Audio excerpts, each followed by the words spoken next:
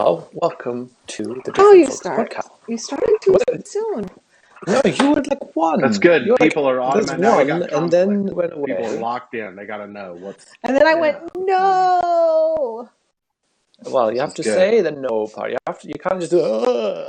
I went like this. That means stop. That is a universal symbol for stop. Even chimpanzees. Your Wait, are we hand rolling? is like 10 Yeah, we're pills. rolling. But Okay, we are hi. live. Okay. Anyway, Good. welcome to the Diff'rent Folks podcast. My name is Michelle. I am your co-host together with Roy and Anne-Marie. And we'll talk about mostly digital nomad stuff at the moment. Since me and Anne-Marie are ex-digital nomads. We are temporarily paused from You're the on digital hiatus. nomad life. Temporary old digital nomads. And Roy has no idea Aggressively how any of digital this nomading. works. I am. Well, you remember we realized I am a digital nomad. We realized that actually, yeah, you are a digital nomad. Technically speaking. Technically, it's the best kind. In a of way. You move from one home to another every 6 weeks. That's right. It's fine that it's your parents' homes. It sounds better to call yourself a digital nomad than it does to be like, I am an almost 40-year-old man who lives with parents and my in-laws. Like, hey, I don't know. You don't know while you're talking. You live with your parents. Not always. Sometimes we live with my wife's parents. Exactly. So on this podcast, we are figuring out more of what that is actually an at-home digital nomad. But what specifically are we going to talk about today that we will discover that you're still a digital nomad, maybe?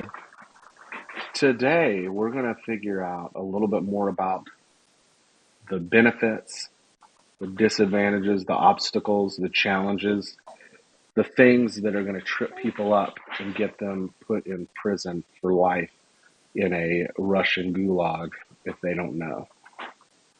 Okay. Like, for example, don't keep hash oil in your luggage if you're traveling to Russia. You just don't go to Russia right now, you know. There's that. Yeah. Yeah. I don't know. Makes it a little easier. You might have to. I have to say that Roy's coffee is making me want some coffee. And this is the part of the show where we take a 10-minute break for everybody to go make a hot beverage. Don't go anywhere. Don't go. We've just gotten you. Don't go anywhere. Anyway, so Roy, shall we start with what's the first question on your mind? What can we answer for you?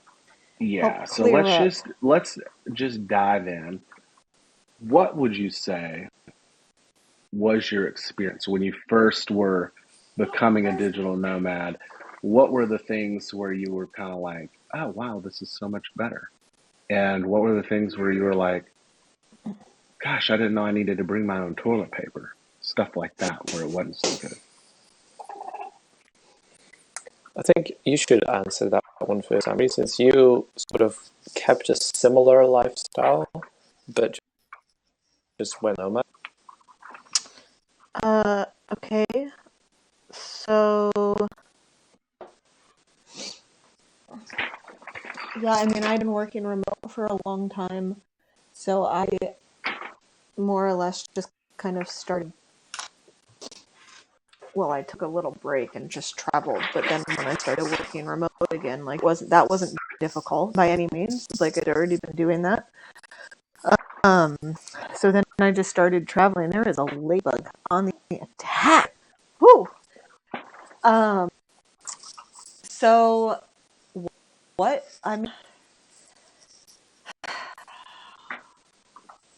You do have to bring your own towels and then to Austria. I found that to be quite strange.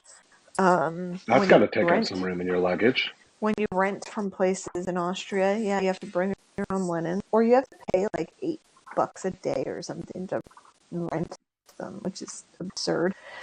That was shocking. The use of squatter toilets and the use of bum guns in Asia, also shocking. Probably most people would consider those advantageous since it's a more biologically correct way to use the bathroom and a smarter way to clean up afterwards. Agreed, and I definitely prefer it now. Just, it's still a culture shock that you have to get used to. When it comes to like lifestyle, I will say that because I had been working remote for so long, I was quite used to the remote work thing, but I was not used to being in such incredibly different time zones from the people who I did most of my work with. So, if anything, that kind of drove my anxiety up a little bit around work, because I felt the need to constantly be available when I wasn't actually working, because other people were working at that time. And one of the great things that digital nomading eventually taught me through a lot of trial and error was to just set my own boundaries and actually stick to them. And, I work when I work, and if somebody is choosing to work with me knowing I'm in a different time zone, they are aware and accepting that I am not going to answer their emails at my midnight. And if they aren't aware and accepting of that, then they're not somebody I really need to be working with. Yeah. I don't know if that actually answers the question, but... What about you, Michelle? I mean, for me, I guess it means, or it meant, that because I never worked for myself before as a contractor. I've always had your, standard employment type of thing. So for me, it was both becoming as a contractor, self-employed, and doing it whilst being on the road. And I found that it just gave me a lot of freedom to do the things that I wanted to do whilst traveling, visit random places or suddenly go work from a cafe at Tuesday morning, at 10 o'clock or something. And I just really enjoyed the fact that I can do those kind of things when, from my perspective, someone is usually working at the office or factory or whatever their work is. And I just find it to be a bit freeing that I can suddenly just do whatever I want when I wanted. And because I initially started with teaching yoga online as a digital nomad, the digital aspect of that, I wasn't really committed to a lot of specific times. So it was just like a couple of times a week where I was like, I have to be at this, I have to be connected to the internet at this specific time, and I need to be in a place where I can have my yoga mat and where I can actually record a class, which, inadvertently meant you had to be a bit more specific with the accommodation that we booked. But outside of that, like, I can plan my classes when I want, where I want. I can, set up recorded classes, social media, organizational stuff. I could just do whenever I wanted, as long as I stuck to these like couple of time slots where I was actually teaching online, which I prefer traveling because nothing works the same way as it does at home. Like, the fun things might happen on a Thursday afternoon, or like people will be doing acro yoga on a Tuesday at 2 p.m. And like, if you're having a normal work day, you can't join those activities. And because you have the freedom to join those activities, you need people that also have that freedom to do those activities at those times, who just live a similar lifestyle. So you just end up, making connections, making friends that are already in the same kind of world, and not the, I'm traveling and working, but I'm still doing my 9 to 5 kind of thing. that's sort of my experience.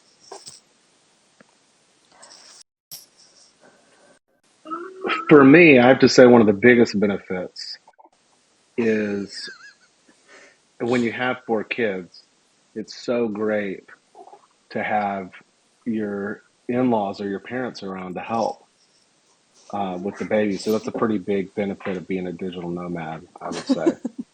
I An don't know if at-home that. digital nomad. I don't know if everybody I has love that that that's experience. what you're calling him. You're Well, I just mean, I don't have a home. I'm a nomad. you're just thrusting at Home is home where my digital heart nomad. is. So okay, so we've talked about so that's some of the kind of the benefits, some of the challenges of the transition. What about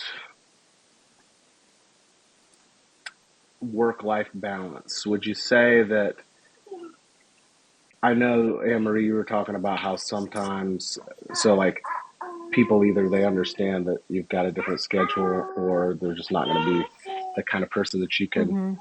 work with. Have you actually had any situations where that kind of like came to a head and you had to either change, and tell somebody you had to they weren't going to work out, or were you able to have that conversation with somebody and actually work it out with them to where they were able to understand, okay, got to do things a little differently in this case?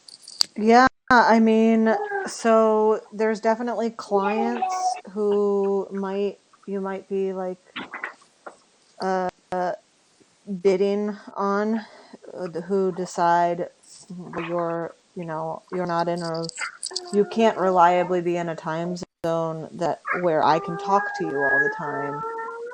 So I can't work with you. Okay, well that's your choice. Um, that does open up the opportunity for conversation around. Audrey really wants to participate in this conversation. Yeah, sorry. It's fine. Um, those that does open up conversation with that client and help, or with that potential client, if you're willing to take that conversation. Um, just saying, but well, why? Why does that matter? Why do you have to have that level of communication? And sometimes it turns out, oh, they don't need to. But if they do need to, you know, then that reveals itself. Oh, well, because we may need last minute changes, blah blah blah.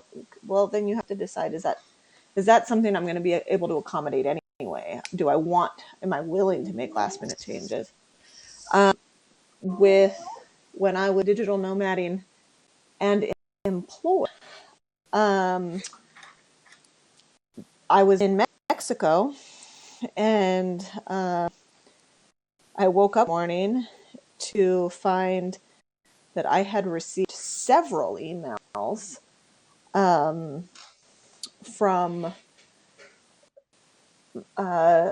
one of the founders of the company the night before. And funny enough, they were in Europe, so you would think that I wouldn't get emails after hours, but I did. And, I was working part-time at that point, and because a lot of my team were either European or in Asia, and I was in Mexico, I was starting my day very early at like 7 a.m. And so I was completely offline, no emails after like 1:30. And I am quite good at, like, I don't put work email on my phone because I'll check it. So I have to just, I can't put it in my personal life, or else I'll be absorbed in work. So anyway, the next morning I go online, and I'm anxious now because I've received many emails from the founder. I needed this tax information last night, and I don't understand why like, it was asking for the tax info, and I responded like, I'm sorry, I'm just now seeing this. Here's this. Well, I needed it last night. I needed it before midnight. Blah blah blah blah blah. I don't understand. This was before 5 your time. Why wouldn't you have responded? At which point, then we had to have a conversation. because I manage a team, and most of them are not in my time zone. My work schedule is from 7 till 1. I work 32 hours a week, and and so we had a heart-to-heart, and it was fine. But it did come to a head, and it did have to be discussed. I wasn't working at them. I was offline, and your emergency is not my problem. It is your problem. Like, so it ended up being fine in the run. I was terrified every moment of that conversation that I was going to lose my job, but pushing through it it's not something I would have pushed through if I weren't digital nomading. And doing that just gave me more confidence in setting boundaries again in the future. What about challenges around financial stability? Like, so one thing I know a lot of people would probably think, oh, well, a lot of digital nomads are going to be doing like, they're going to be a freelancer. So doesn't that mean you don't have as much security? But I kind of always thought of that as it's really more like you don't have all your eggs in one basket, you know? So I can see how it would be beneficial. But do you feel like there are any challenges and obviously there's, I'm sure, some benefits, Michelle? I do feel like the majority of digital nomads have their eggs in several baskets.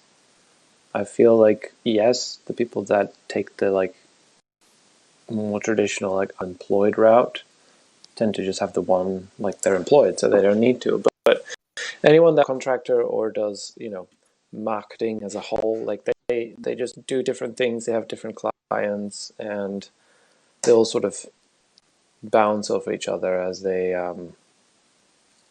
what's the word I'm looking for? As they network. Like they meet different people, they get different opportunities, and everyone's sort of in the same boat.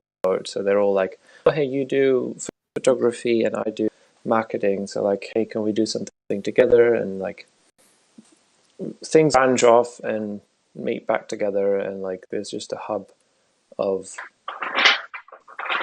different work, jobs, contracts, Like a projects. one big nomadic networking opportunity. Yeah, I would say so. I think outside of, like I said, outside of the standard, I'm employed 40 hours a week. Most people have at least two different things that they're working on, whether it's like a part-time job and thing for themselves, or like several different clients, or anything that helps bring in the income. And when it comes to financial stability, I would say it might even be easier. You might be more financially stable because your lifestyle is cheaper. For the majority of I was cases, wondering you're about spending that. less money.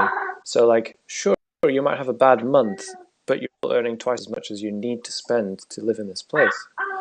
Okay, well, I had a really bad month. Okay, so next month I will rent an Airbnb that's cheaper, that doesn't have a pool in the backyard.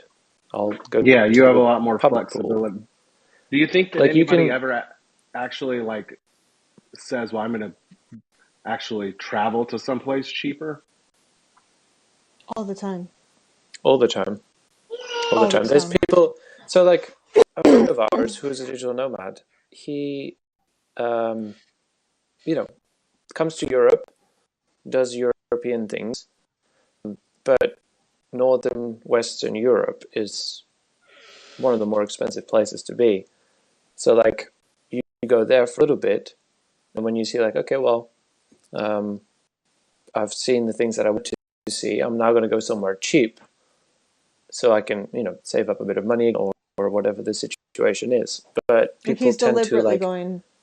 yeah, Sorry. deliberately choose a cheaper place to go to, so you can maybe save up some money, so you can do an extra trip here or there, or you live in a cheaper place and you decide to actually take a holiday to a place that is a little bit more pricey.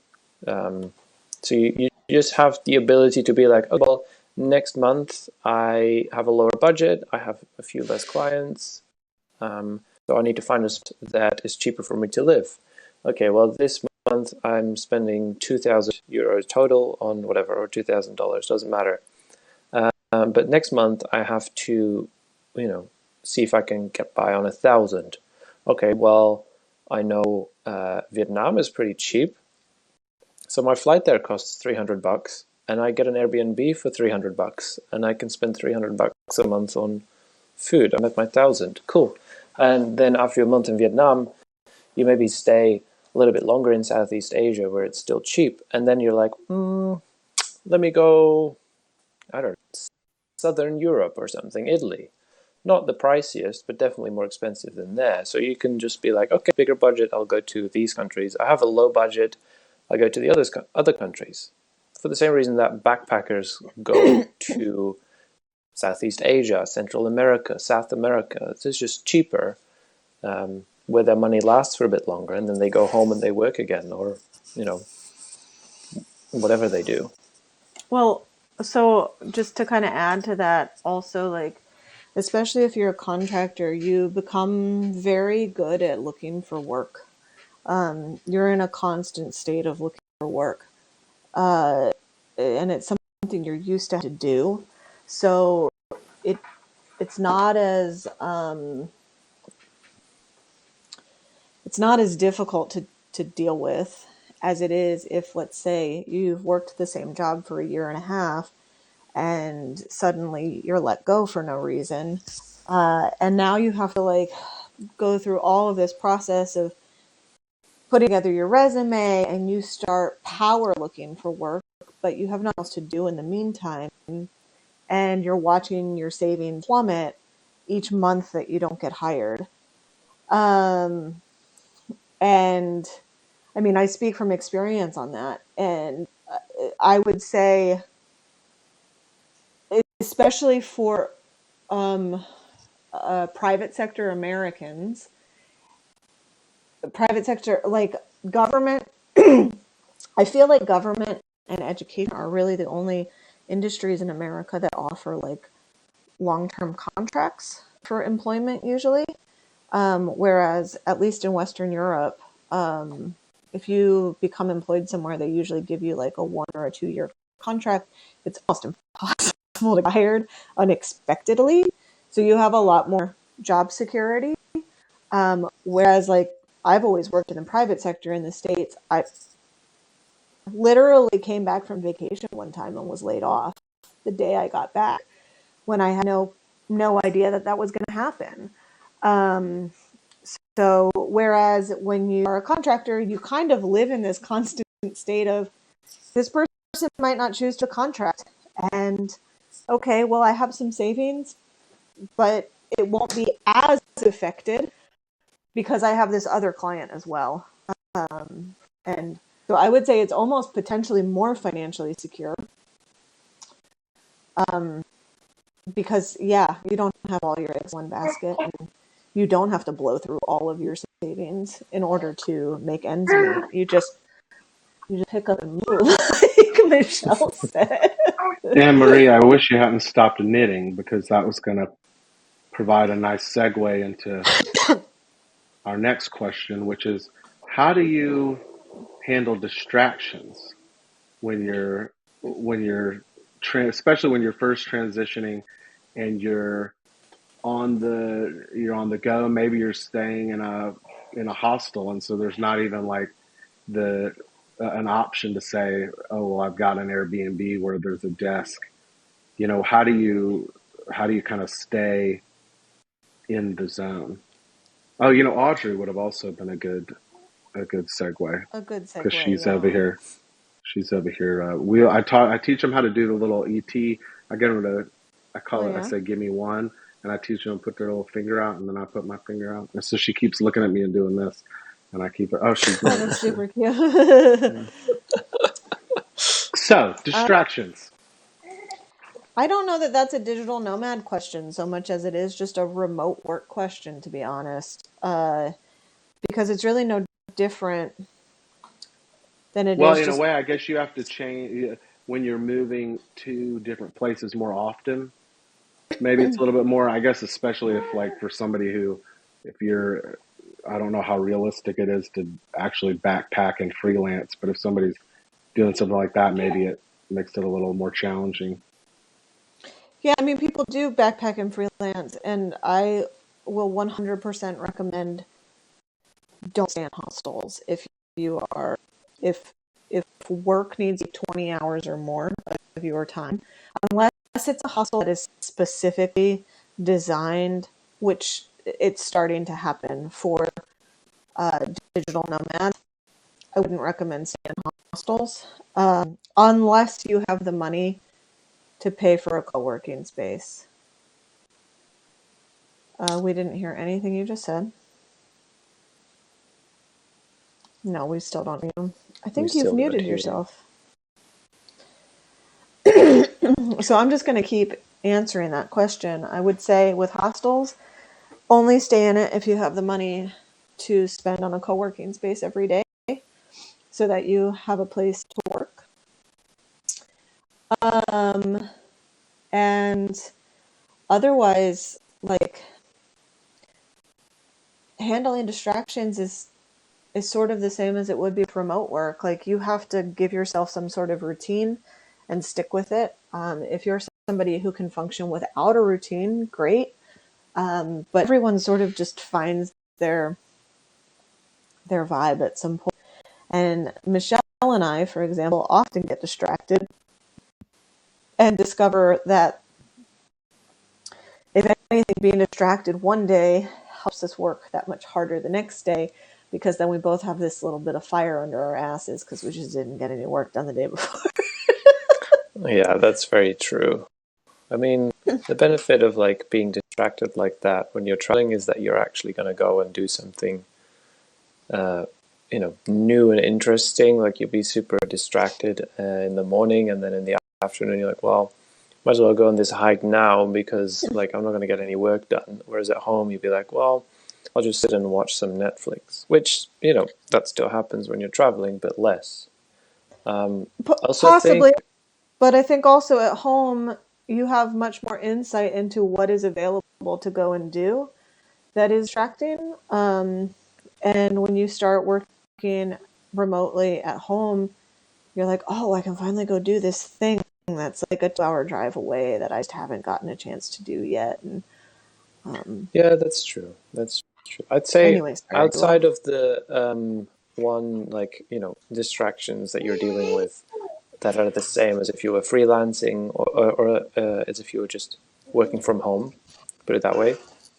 If you work from home and you decide to go work from a cafe, you have the same distractions, in the States you have in Europe as you have in Asia. Like people are talking, things are moving. I think one of the one that's more unique to digital nomads is the fact that the people that you meet aren't always meeting. So the people you hang out in the evening on a Saturday or something, they might be backpacking. They might just be taking a month off of work in general and doing all the fun stuff. So there's going to be a lot of FOMO when they're going to go out and do the fun stuff on, Monday morning when you've got a meeting. So I would say, like, if you can surround yourself with fellow digital nomads and like join the co-working groups and spaces, you're doing yourself a favor instead of hanging out with all the backpackers and the actual travelers. Like, you can for sure, and in the weekends, no problems if you're not working on the weekends. But it's going to help with the FOMO, and you're still going to be able to do all the fun things, just at a different time, and not in the Unless, middle of a Monday. yeah, unless you're one of the rare people who's capable of being like, okay, well, I'm going to take Monday off and then I'll just actually work on Saturday to make up for it. Which, Yeah, if you had FOMO on Monday, you're probably have FOMO on Saturday as well. So, I mean, I'll say that for me, I've just learned, especially as a contractor, since I don't have to deal with like sitting in meetings with staff, and I don't have to deal with like weekly stand-up meetings and quarterly review meetings or like this is the goals of the company, all that kind of crap. I'm really effective at just sitting and powering through work and doing what other people would do in 25 hours. I might do in 8, and I just sit and get it done. And then who cares like how long it takes me if my client is happy and I've done what I needed to do. Yeah, I don't just sit and look for extra work to do the way I would with a job either, just to show that I've been working for 40 hours for the week. Like, I do what needs to get done and I just move on with my life. And that also kind of helps deal with distractions. You just like power through and then know you have like the rest of the week to yourself. Well, before we go to our rapid fire questions, could you each share one really great tweetable tip for people as they transition into the life of a digital nomad? Are you going to tweet? I want them to be able to tweet it.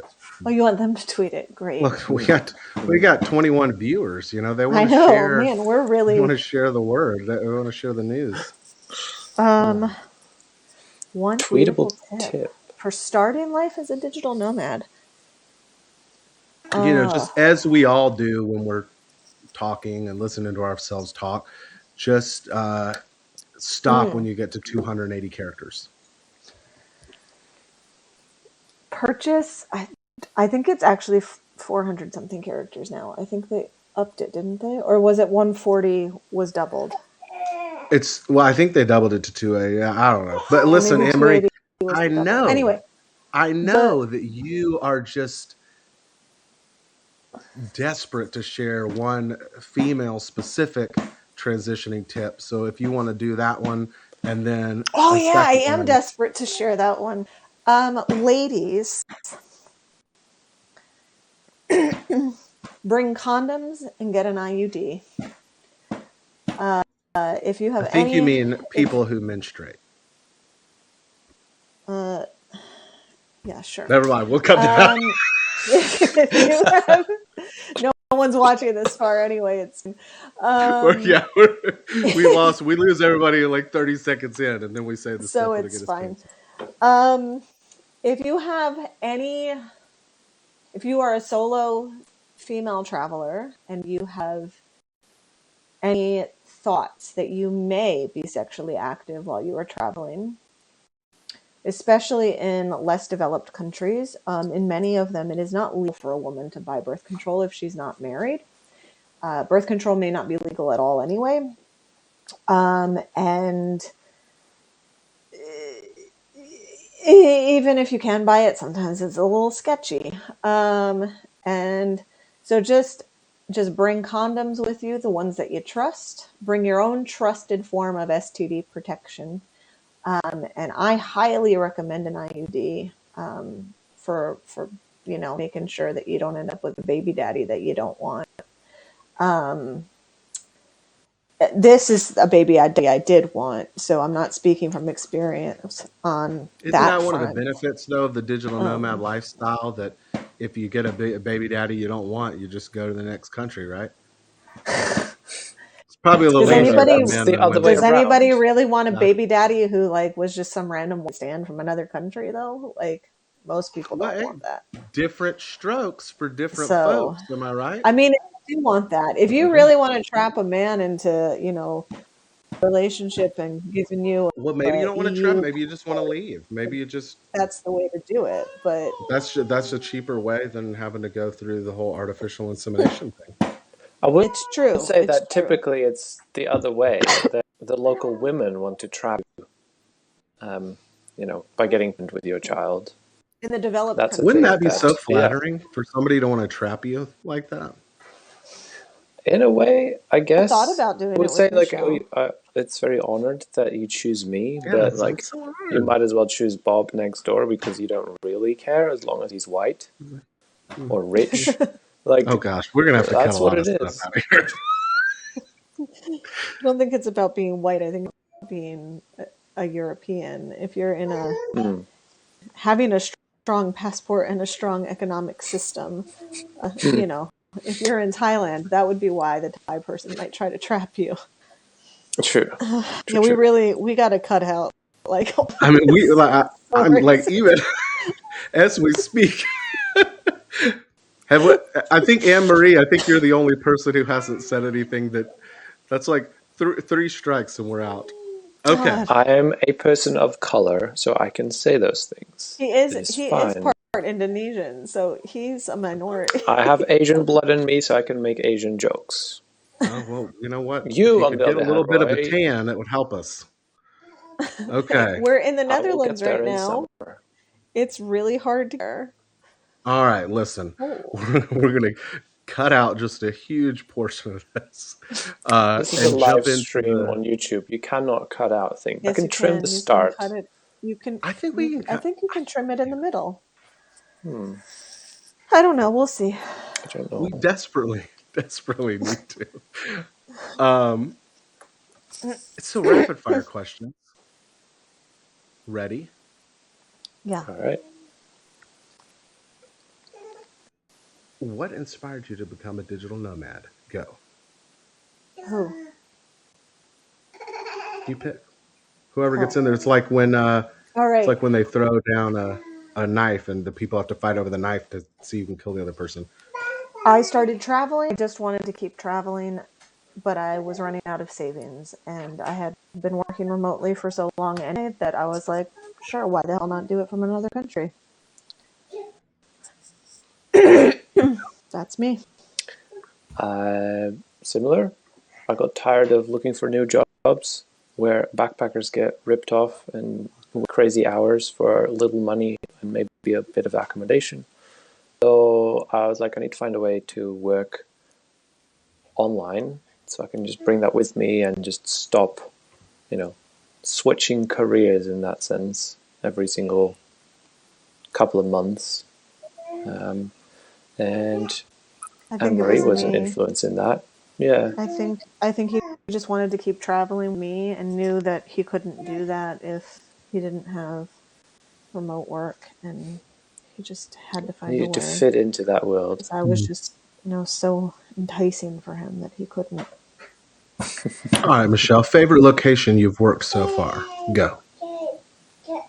See, we talked about this over dinner, and I couldn't come up with a very favorite location to work from, other than one cafe in San Cristobal. But also talk about San Cristobal a lot, mostly because it's a really good spot. But if you want to hear a location that's not San Cristobal, I think I have a better option for you.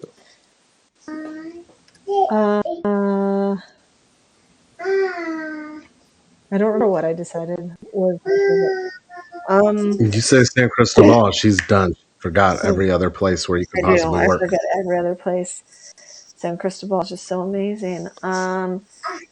We had a really great apartment for like 4 days in Puerto Vallarta, Mexico, and I kind of think that was one of my favorite places to work. There was a gorgeous view of the ocean, and I could just get up in the morning and have a coffee and look out and just work, and I just powered through my work because I was so tempted by the sea. So that was actually really great. That's such a coincidence. My favorite place to work is Puerto Vallarta, the Mexican restaurant over near the Cheridel Cinema. Oh, yeah. Probably a similar experience. And Anne Marie, Yeah. what is the best piece of technology, your favorite, that you could not live without? Honestly just my MacBook.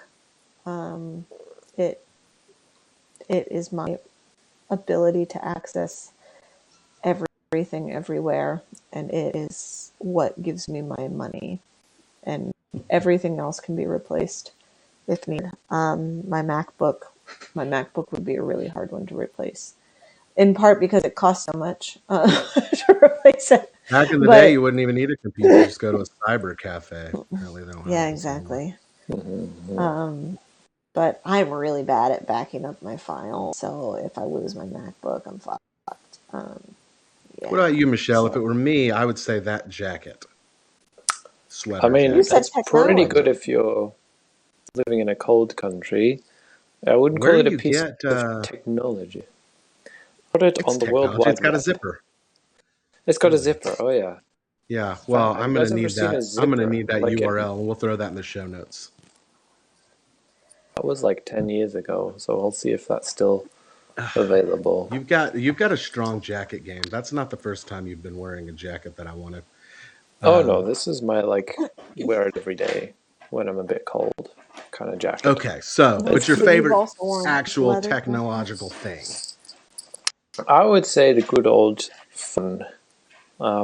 Not because I'm addicted to Twitter, Instagram, Facebook, TikTok, all that kind of stuff. No, Wild Though I Rift. do spend too much time on Twitter and Instagram, but just for the convenience of always having it with you, and especially if you still have access to the internet, you can Google It, you can use maps to find your way, you can take photos and memories, you can connect with people. You're also a photographer and videographer, though, so I think you can Yeah. buy and work without a. You could use your phone as a camera. Yeah, like you can get You just by without Could. your laptop, but you need a camera. Michelle, I dropped that. You didn't pick up that little Wild Rift hand. I'm trying to get them to sponsor us. I've mentioned them on 2 out of 3 Oh podcasts. yeah, I I really need to need some play extra video wild cores. games I on haven't my had a new phone. skin in a while. He does See, play a Roy, lot of Wild Rift. here's the thing. Here's the thing that if I was really wanting to be sponsored, Hmm. I would choose my laptop over my phone because I would rather play the full League, version of the game. But if really? I were to install that, I wouldn't get any work done. Yeah. So there is that. Okay, well, I'm gonna have to make a note that we're gonna have to have a whole episode about digital nomading Wild Rift because I've got a bone to pick with you about that. All right. Next question. What's All one right. thing you've learned about yourself, or really more that you kind of learned about yourself during that transition to becoming a digital nomad? Like, wow, I really use a lot of toilet paper. I do use a Mm. lot of toilet paper. That's true. I don't really use a lot of toilet paper, to be honest. You don't use enough toilet paper. I mean, y'all ought to I be use using the enough. bum gun. Well, there's that one. Sounds like some trouble in Actually, paradise. speaking of Michelle, I've been meaning to ask you if we can install a bum gun in our toilet downstairs. You'll have to look at it. I don't think so. There's like a hole in the side, on the underside of the toilet, so I think maybe we can. But anyway, Different topic. a thing I have learned that I am quite particular about certain things. I think I already knew that, but like that it's okay also to be quite particular about certain things. Like that, yes, I'm very capable of being flexible, but I have my preferences, and if I can meet those preferences, I will. And that's okay. I don't have to be willing to change up my whole life all the time. Well, yeah, I don't you could have have to just be willing to you could have take an hitched ice your bath. wagon to any random dude you met at a hostel, but you've got standards. So I held you out waited for around, you found Michelle, Michelle. you know? Nothing wrong with that. Nothing wrong with waiting. Yeah, I think it was a pretty good option. What about you, Michelle? Option. You were an I had option, a and I really chose good. it. Yeah. I mean, thank you for choosing me. You're welcome. Well, Val, this should be I had save this for the a good Valentine's answer, but then I episode, got folks. distracted by Anne Marie's answer. I learned that you actually don't really need a lot of things to just live. Oh yeah, That's a that's the cool one one. I chose Like yesterday. anytime we start travel again, or like, anytime I came home and then went on another trip situation, I took less stuff with me. And so like I come home and I see my closet full of clothes that I haven't touched in a year. So I know that I don't really need them. And especially now that I'm working online, like I need a laptop to work and a phone maybe. But like that's it. And then I have a backpack of clothes and a charger. And like that's all I need to live and to sustain my lifestyle. I don't need to get a car or to get, fancy racing bike or whatever else people buy. A new couch, new sofa, fancy desk I like chair. our new couch. It's a pretty decent couch, but like I can't live without it. Follow-up question. Yes. What do you really think is like the minimal? Do you think you could fit everything you needed into not your super duper backpack, but like a normal school backpack and be comfortable? Me personally, in a warm country, probably yes. Like not the super large 65 backpack, but I could go a size down and still have everything I need. I say warm country because this jacket Because warm clothes takes take up a lot of space. Warm clothes take up a lot of space. But like in a backpack, you can fit a couple of shorts, a pair of pants, some shirts, a nice shirt. You're wearing your jacket. You have a pair of shoes. Wear your shoes or go barefoot when you're at the beach. And your laptop fits in it. And really, you go to you should be able to laundromats? fit it. Say? I was just wondering where you wash your clothes at a laundromat. Either a laundromat or like a place where you just drop it off and they do it for you. I prefer a laundromat because when they do it for you, they tend to shrink your clothes. You would think that Or people you just who do wash it clothes for a somewhere living. at your hostel or whatever. Yeah, Well, Anne that's an Marie, option too. it's time for your final thought. And it could be about an unexpected benefit of being a digital nomad, or it could be more or less profound. It's your thoughts, so you decide. Can I give two thoughts?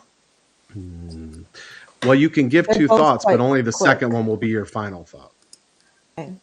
So my first thought is, if you do decide to be a digital nomad, another little tweetable tip I have for you is figure out what stuff you're taking first, then pick a backpack. Don't do it the other way around. You will fill your backpack regardless of whether or not you actually need to fill it, because that's what we do.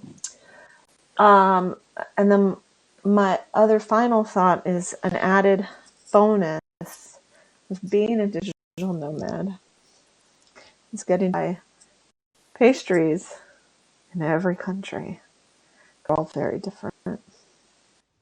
It's actually Michelle's thought, but I wonder where you got that idea from. I stole it from him. And my final thought is please subscribe, like us, share this information. If you hated us, let us know. If you liked, definitely let us know.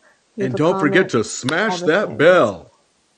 Smash the bell. I don't know what that means, but great. There's like Do a it. bell. If they hit the bell, they're supposed to hit the bell.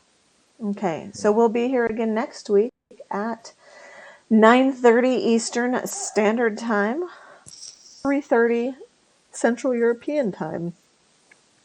And we'll see you Give or then. take a few minutes.